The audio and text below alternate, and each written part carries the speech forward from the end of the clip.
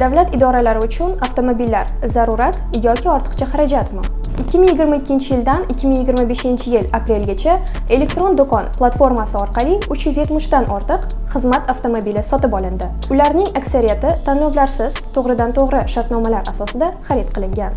Eng ko'p mablag' sarflangan tuzilmalar orasida binolardan foydalanish va kapital qurilish boshqarmasi, Bandlik vazirligi hamda Qashqadaryo viloyati hokimligi bor. Byudjet taqchilligiga qaramay, ba'zi hududlarda Traverse va Tahoe kabi qimmatbaho modellarni sotib olish davom etmoqda. Vaholanki, bu avtomobillar O'zbekistonda ishlab chiqarilmaydi. Shartnomalarning katta qismi BYD dilerlari bilan tuzilganligi sababli xaridlarda gibrid va elektr avtomobillar ustunlik qilmoqda. Savol tug'iladi: bu chindan ham xizmat zaruratimi yoki byudjet hisobidan hashamat qilishmi? Fact Check.uz haqiqatni tekshiradi. Obuna bo'ling, do'stlaringiz bilan ulashing.